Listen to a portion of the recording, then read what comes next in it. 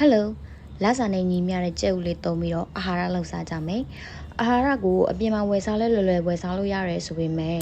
သူတို့ရဲ့နွားနို့ကတအားကျဲလွန်းလို့ကွက်ကိုပဲအိမ်မှာလောက်စားပါမယ်သူကငှက်ပြောသီးလေးပါတယ်ပေါ့နော်ဒါပေမဲ့ငှက်ပြောသီးမကြိုက်လို့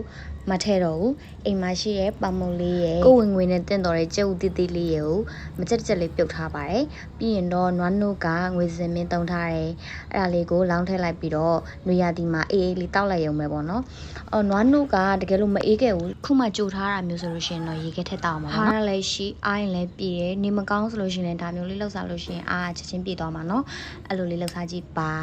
ရမ်းမဲစားလို့ကောင်းပါတယ်တကယ်လို့ကိုကအချိုကြိုက်တယ်ဆိုလို့ရှိရင်တကြားထည့်လို့ရပါတယ်အခုကတော့အချိုရှောင်ထားလို့မထည့်တော့ဘူးဒီတိုင်းလေးပဲစိမ့်စိမ့်လေးနဲ့တောက်လို့ကောင်းပါတယ်ရှင်လောက်တော့ကြည့်ကြပါနောက်ဗီဒီယိုမှာပြန်တွေ့မယ်နော်တတာ